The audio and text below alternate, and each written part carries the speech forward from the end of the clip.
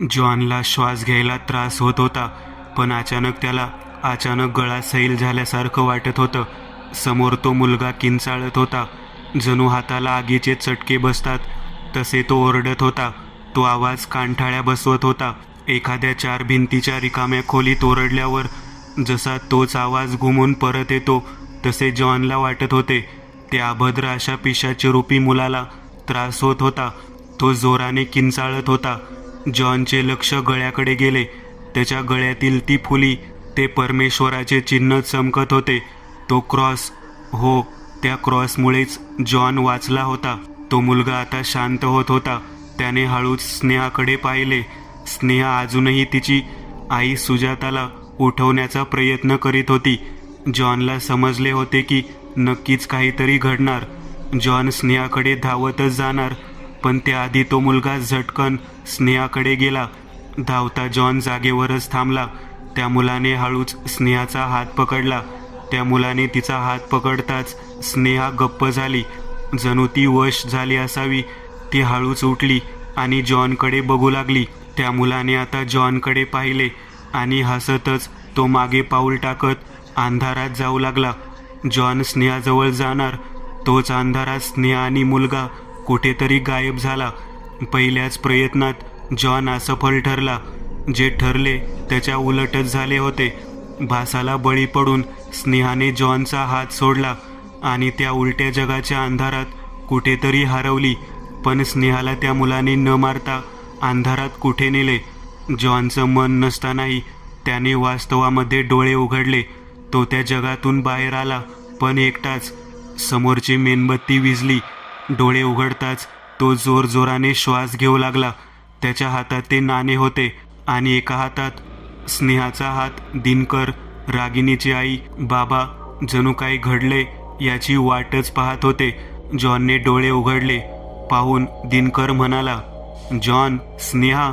जॉनने निराशेनेच उत्तर दिले, मला माफ करा. जे व्हायला नको होतं ते झाले. अपसाईड डाऊनमध्ये जाताच आम्हाला सुजातासोबत जे घडले ते दिसले. सुजाता अशीच नाही मेली. तिला मारणारा तो मुलगा होता. स्नेहा आतापर्यंत जेही बोलली, एकूण एक शब्द खरा आहे. मी पाहिलंय त्याला. तो जळालेला चेहरा अजूनही आठवत आहे मला. जे आहे ते खरंच खूप भयंकर आहे. स्नेहाने माझा हात सोडला आणि त्या मुलाने तिला कुठेतरी नेले. दिनकर अर्धमेला झाला होता. सुजाताच्या मरणामागचे रहस्य ऐकताच तो धपकन खाली बसला. डोळ्यातून अश्रू येत होते. सुजाता गेली होती, पण आता स्नेहा, ती सुद्धा त्याच्या जवळ नव्हती. स्नेहाचे शरीर फक्त तिथे होते, पण जीव, तो मात्र तिथे नव्हता. ती कुठेतरी त्या काळोखाच्या जगात, त्या उलट्या दुनियेत कुठेतरी अंधारात गुडूप झाली. जॉननी स्नेहाला उचलले आणि समोरच्या सोफ्यावर झोपवले. जणू समोर एक निर्जीव स्नेहा होती, प्राण नसलेली. दिनकर, माझ्यावर विश्वास ठेवा. स्नेहाला काही होणार नाही. त्याने स्नेहाला काहीच केले नाही. म्हणजे काहीतरी त्याचा बेत आहे. त्याची तिला गरज आहे. आपल्याला अजून माहिती नाही तो कोण, ते नाणे काय व कुठून आले, त्याचे उद्देश काय. पण सुजाताने मात्र काहीतरी आपल्यासाठी सोडले आहे, जे नक्कीच आपल्याला मदत करेन. जॉन आत्मविश्वासाने म्हणाला. काय, सुजाताने? होय, मी सांगतो तुम्हाला. जॉननी शांततेत त्यांना सुजाताबरोबर काय घडले ते सांगितले. ते ऐकून त्या तिघांचेही हृदय धडधडू लागले. सुजाताला त्या मुलांनी मारले. तो मुलगा कसल्याशा कपाटातून निघाला होता. बहुधा त्या कपाटातच काहीतरी आहे. तुमच्या घरात एक कपाट आहे कुठेतरी? जॉन म्हणाला. हो आहे, एक जुनाट कपाट आडगळीच्या खोलीत. दिनकर म्हणाला. ठीक आहे, नक्कीच ते आपल्याला त्या मुलापर्यंत आणि स्नेहाजवळ पोहोचवेल. दिनकर, तुम्ही मला ते कपाट दाखवा आणि तुम्ही दोघे स्नेहाजवळच थांबा. जॉन रागिनीची आई आणि बाबाला म्हणाला. ते दोघेही स्नेहाजवळ थांबले. दिनकर आणि जॉन आडगळीच्या खोलीजवळ आले. पुन्हा तेच धुळीने माखलेला दरवाजा आणि त्याची कडी. आतमध्ये तोच अंग गोठवणारा थंडावा आणि धुळीने माखलेली अंधारी खोली. आत येताच जॉनला समोर एक कपाट दिसले. अगदी तसेच जुनाट कपाट जे सुजाताला दिसले होते. ऐतिहासिक काळातील जुने कपाट. जॉनला त्या कपाटाला पाहताच अंगावर काटा आला. कारण याच कपाटात तो मुलगा अंधारात त्याला दिसला होता. तो पूर्ण जळालेला, अंग कापेल अशा डोळ्याचा मुलगा. पण मनाची तयारी त्याची होती. आपल्या भीतीवर ताबा मिळवत जॉन त्या कपाटाजवळ आला. त्या कपाटाला उघडण्याचा प्रयत्न झाला असेल असं वाटत होतं. तो प्रयत्न सुजाताने केला होता. जॉननी ते कपाट उघडण्याचा प्रयत्न केला. नवलच, एका झटक्यात ते कपाट उघडले. एक दमट कुबट वास त्याला आला. परत अंधार. पण या अंधारात मात्र काही नव्हते. त्याने आपल्या बॅगेतील एक टॉर्च काढली आणि तो त्या अंधारात काहीतरी पाहू लागला. पहिला वरचा खाना, जो पूर्ण रिकामा होता. धूळ मात्र होती. नंतर दुसरा खाना. अपेक्षेप्रमाणे हाही खाना खालीच निघाला. नंतर त्याने टॉर्चचा प्रकाश शेवटच्या खाण्यात नेला. आता प्रकाशात काहीतरी चमकत होते.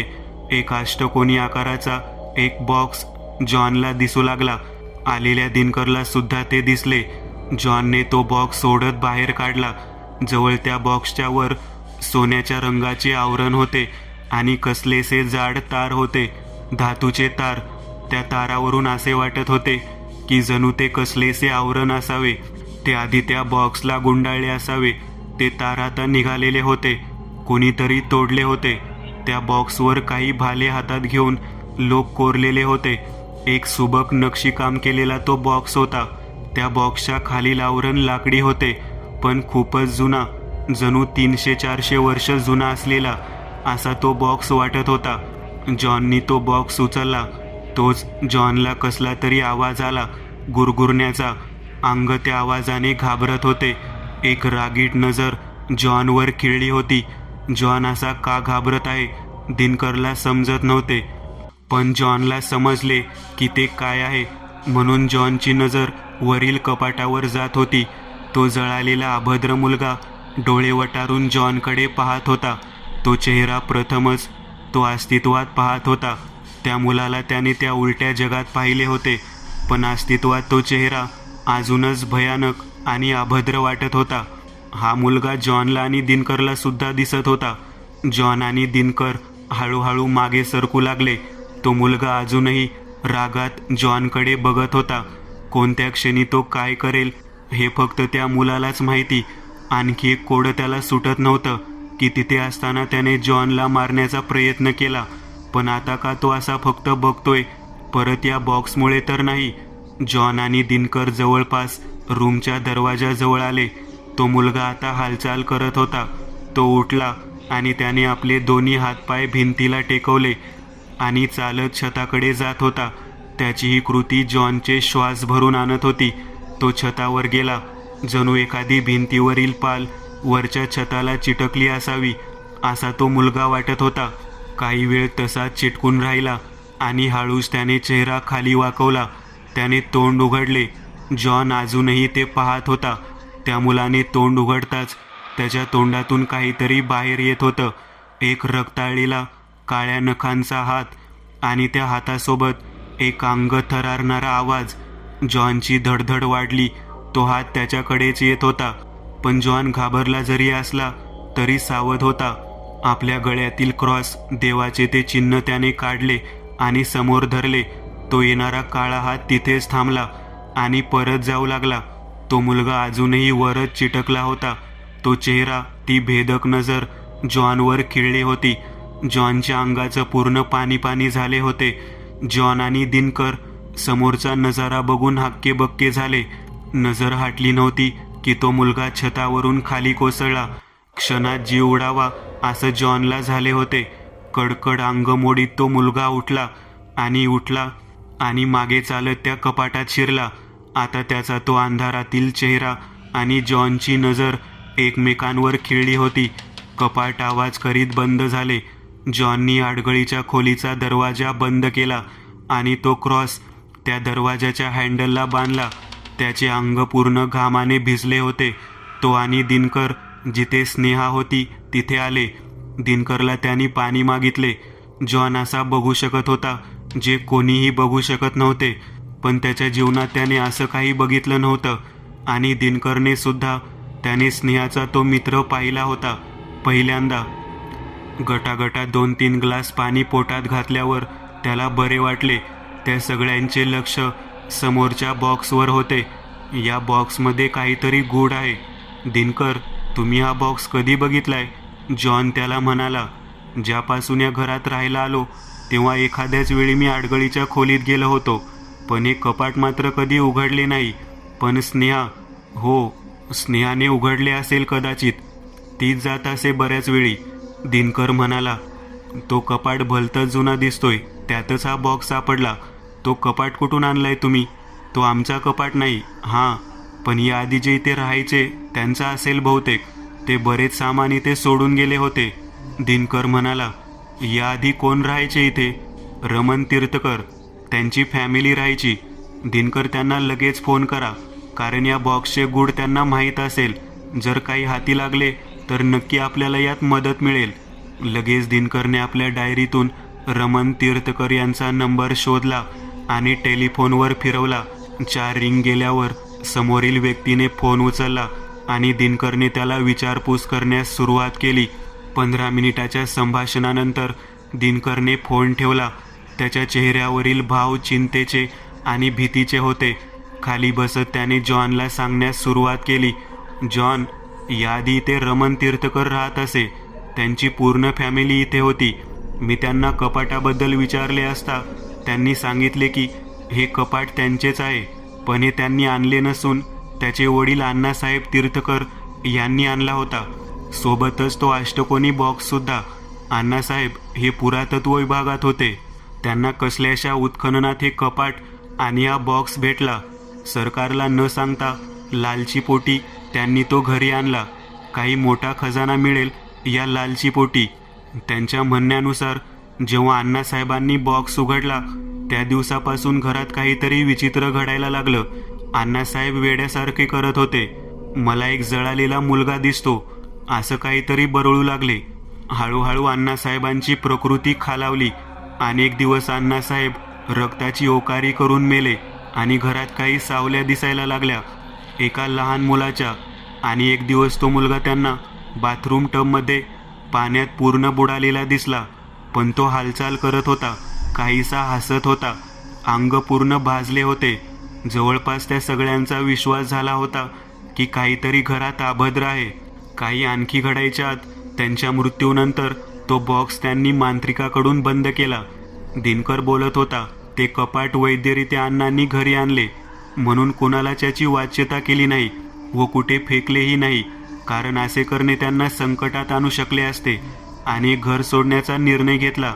त्यांनी हे गूढ न सांगितल्याबद्दल माझी माफीही मागितली, पण तो बॉक्स आणि कपाट त्याच स्थितीत राहिले. सगळे आता उघड होत होते. कपाटाबद्दल आणि बॉक्सबद्दल त्यांना माहीत झाले. सोबतच तो मुलगा अण्णासाहेबांना दिसत होता. म्हणजे कोडे सुटले की तो खरंच होता. 100त आणखी 100% भर पडली होती खात्रीची. या बॉक्सला जो हात लावेल किंवा उघडेल तेव्हाच तो मुलगा दिसेल. हे फक्त एक नाटक होतं त्या पिशाच्याचं, आणि तो कुणालाही दिसू शकतो. पण न दिसण्याचा छलावा त्याने घेतला, कारण असे करणे त्यालाच सुरक्षित ठेवत होते. कारण तसे असते तर तो अण्णासाहेबांच्या घरच्यांना कसा दिसला असता आणि दिनकरला सुद्धा कसा दिसला असता. जॉनची खात्री झाली. आता वेळ होती तो बॉक्स उघडण्याची. जॉन घाबरतच तो बॉक्स उघडू लागला.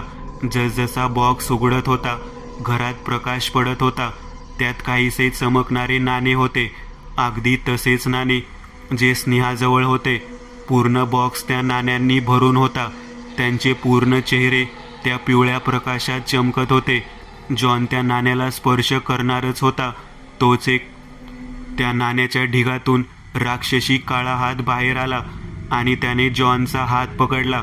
नंतर आणखी एक हात, आणखी एक, असे करत करत त्यातून बरेचसे हात आले आणि जॉनला आत खेचू लागले. जॉनची हात सोडवण्याची कसरत चालू होती. जॉनच्या मदतीला दिनकर आला, पण शक्ती अपुरी पडत होती.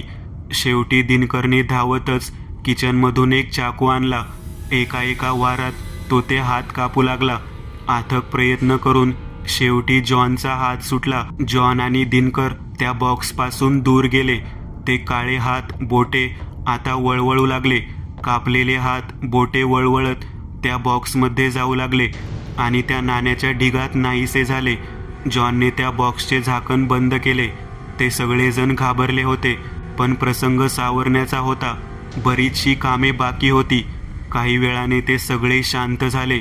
एकतर स्पष्ट झाले की हा बॉक्स स्नेहापर्यंत कसा आला, पण अजूनही या नाण्यांचे रहस्य उलगडले नाही.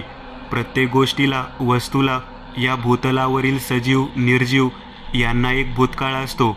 ह्या बॉक्सला, ह्या नाण्याला तो भूतकाळ लाभलंय. पण जॉन, स्नेहा, मला फार भीती वाटते. दिनकर स्नेहाच्या काळजीने म्हणाला. नका घाबरू दिनकर, हा बॉक्स असेपर्यंत तरी हा बॉक्स आणि हे नाणे स्नेहाला मुक्त करण्यासाठी उपयोगी पडेल. हे नाणे शापित आहे, पण हा शाप कसा लागला हे कळायला हवं. मग आता माझी दैवी देणगी मला मदत करेन. यासाठीच तर हे मला लाभली आहे.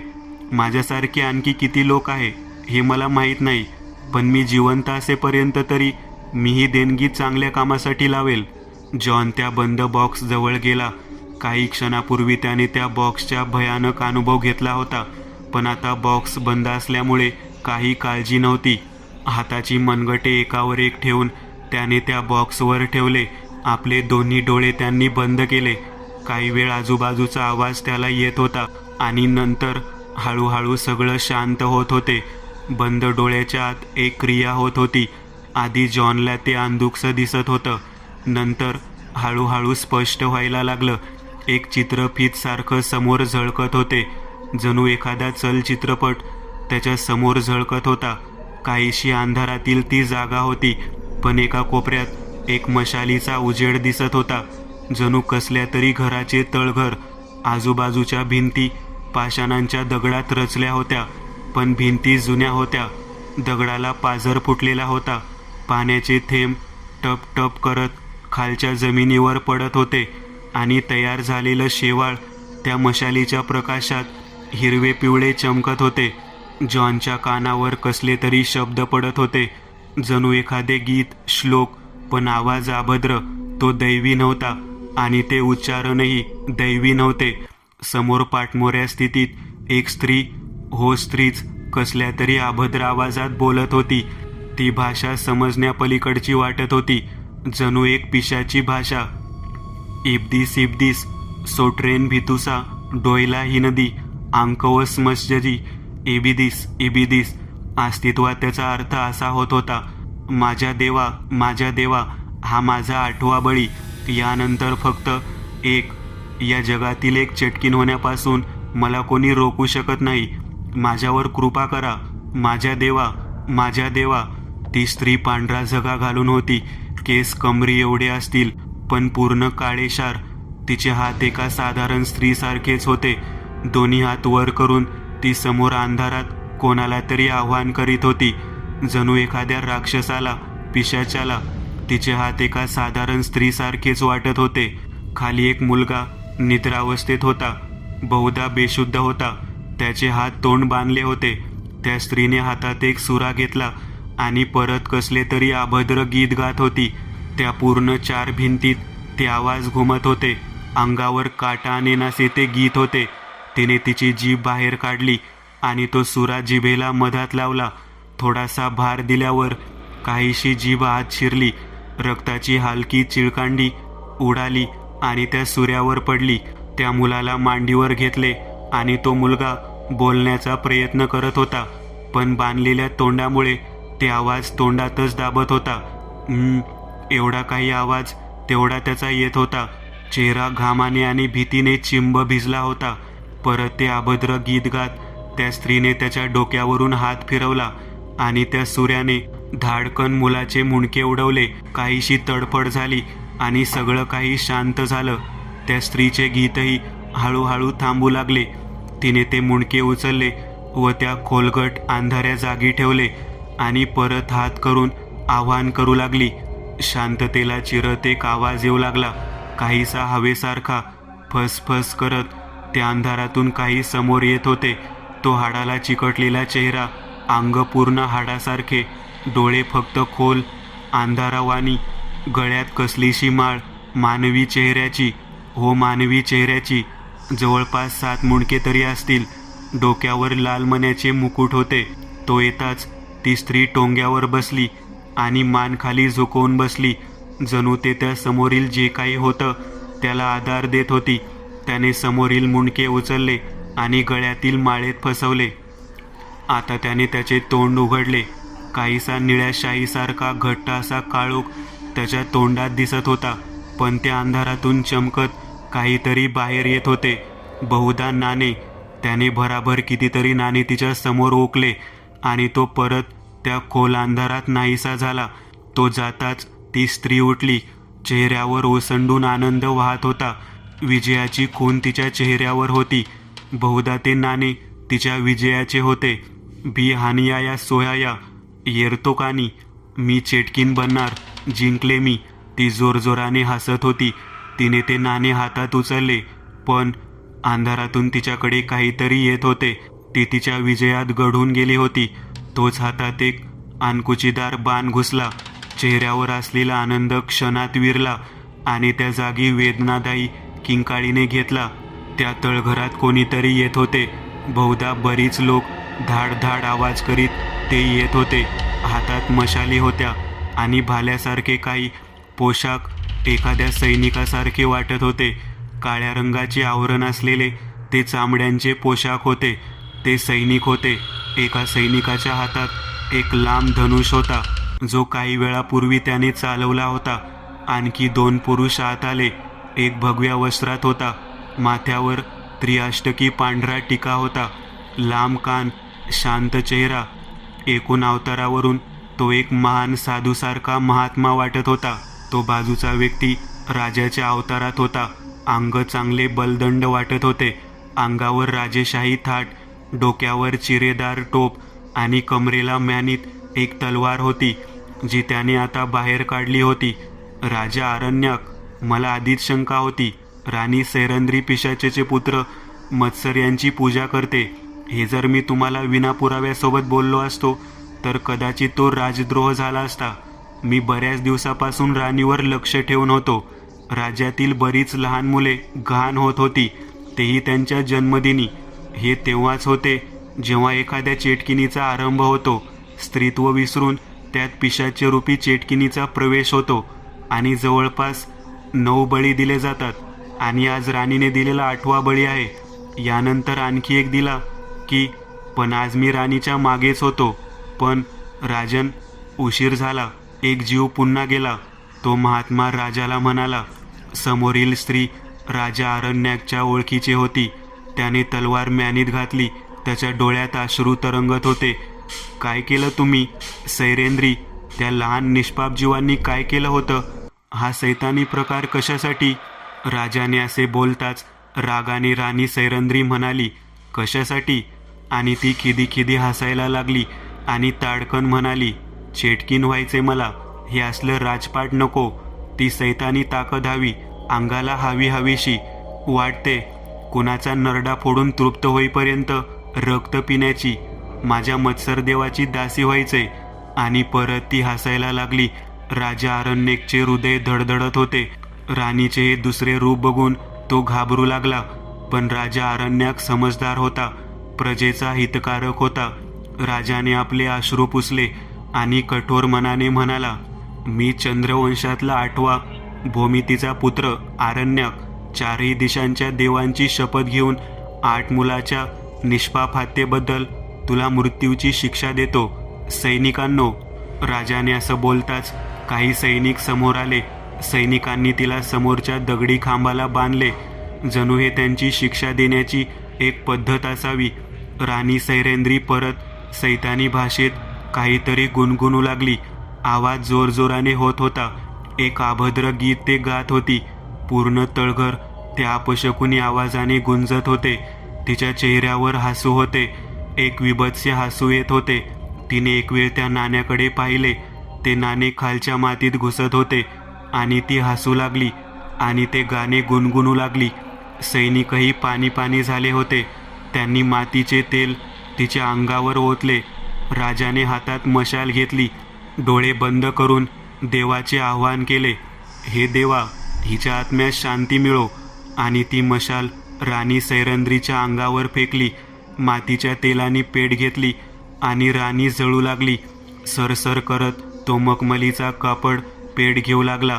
आगीचे लोट उसळत होते, पण त्या धगधगत्या आगीत ते बेसूर सूर ऐकू येऊ लागले.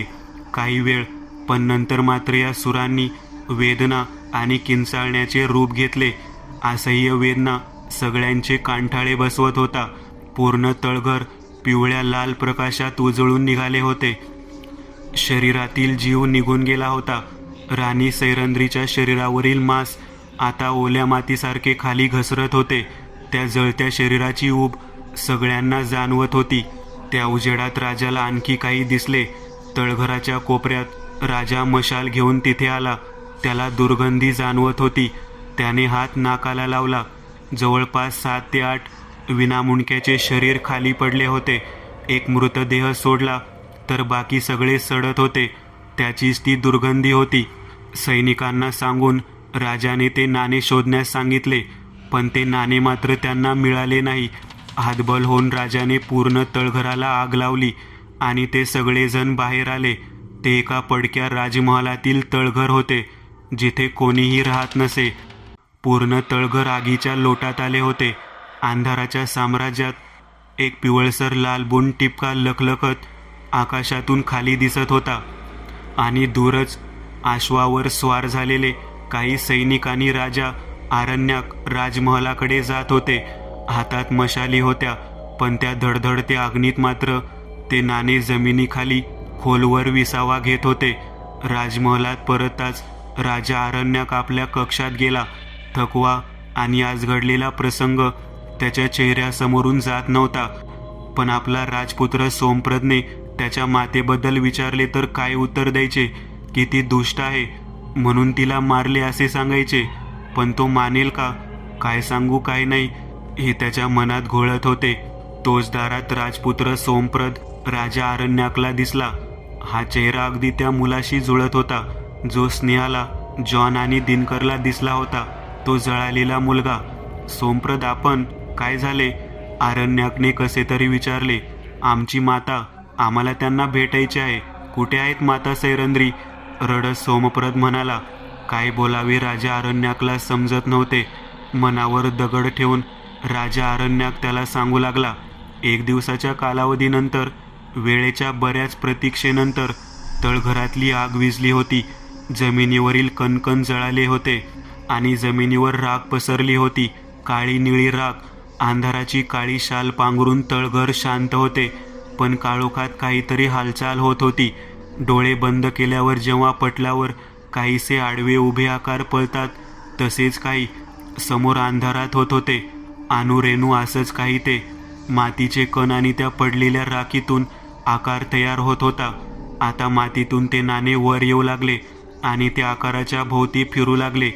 एक लहान वादळ गोल फिरत होतं आणि त्या वादळात एक मानवी आकार तयार होत होता. तो काळा मानवी आकार पूर्ण झाला होता.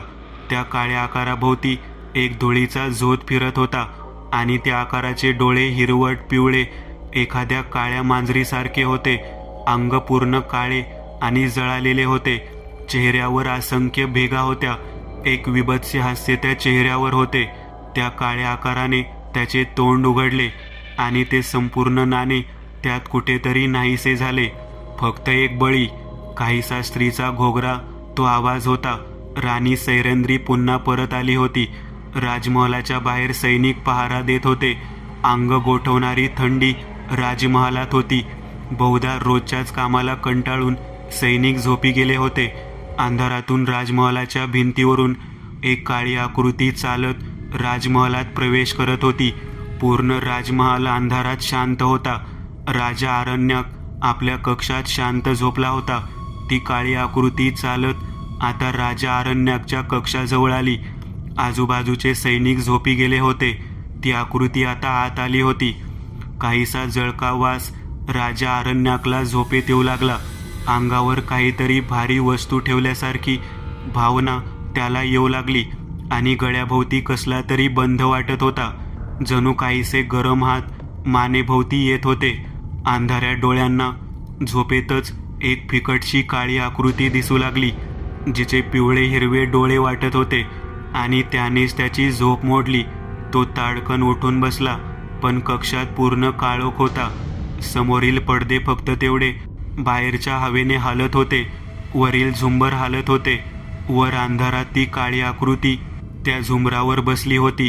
राजाची नजर वर गेली आणि तो काही ओरडेल तो छातीवर त्या आकृतीने उडी घेतली आणि आपले लांब नख त्याच्या घशात उतरवले. डोळे मोठे करत राजा आरण्याकने आपले प्राण सोडले. बाहेरील सैनिक अजूनही झोपेतच होते. तोच दरवाजाजवळ असणाऱ्या सैनिकाला एक थंड हवेचा झोत लागला. कोणीतरी त्याच्या जवळून गेले होते. तो उठला आणि आजूबाजूला पाहू लागला. सावधगिरी म्हणून तो राजाच्या कक्षात आला आणि समोरील दृश्य पाहून हादरून गेला. राजा मृतावस्थेत शयन कक्षात पडला होता. धावतच तो सैनिक कुठेतरी जाऊ लागला. बहुधा त्या महात्म्याकडे ज्याने राजा आरण्याकची सैरंद्रीला पकडण्यात मदत केली होती. आपल्या कक्षात राजपुत्र सोमप्रत झोपला होता. त्याला झोपेत आवाज येत होते. तो हळूहळू जागा झाला. समोर एक आकृती काहीतरी बरळत होती. तिची ती भाषा सोमप्रतला समजत नव्हती, पण तो चेहरा ओळखीचा वाटत होता. माता सैरंद्री, तो आश्चर्याने म्हणाला, पण तो चेहरा भीतीदायक होता.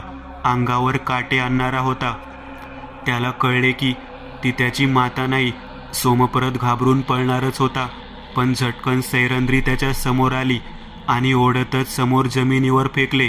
तो अमानवीय धक्का बसताच सोमप्रतची शुद्ध हरपली आणि परत सैरंद्रीने आपले श्लोक मंत्र चालू केले.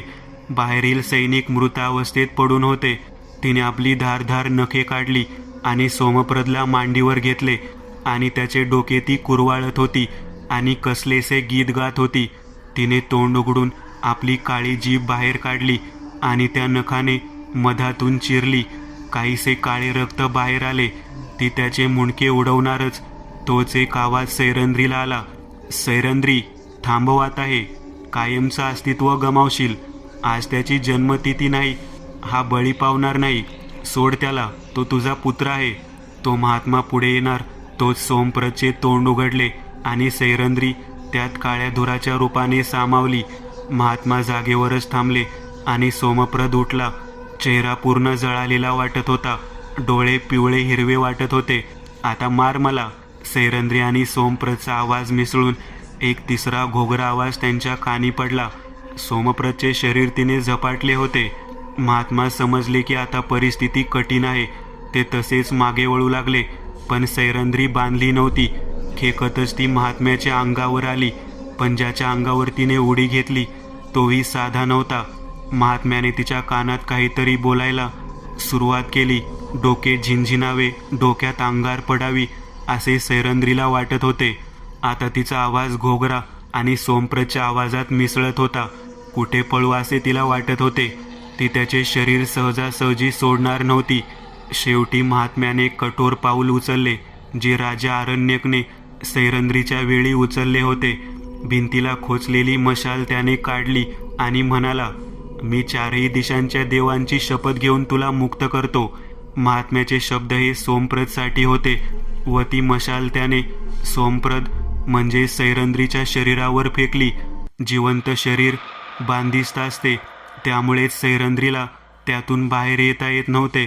ते जळते शरीर घेऊन किंचाळत विवळत सोमप्रत पूर्ण राजमहलात धावत होता. अंधारात एखाद्या जिवंत जीवाला असं वेदनेने विवळताना कोणाचेही हृदय धडधडणार होते. एका ठिकाणी येऊन त्याचे शरीर खाली कोसळले. सगळे सैनिक आणि तो महात्मा तिथे आले. पूर्ण राजाला संकटातून वाचवणे हाच एक पर्याय होता. म्हणूनच यात सोमप्रतचा निष्पाप बळी गेला. सैरंद्रीचा हाही दुसरा डाव महात्म्यांनी उलटविला. तो देह पूर्ण जळाला होता आणि त्या राखेत तेच चमकणारे नाणे त्यांना दिसले. तिथे नाण्यांचा ढीग साचला होता.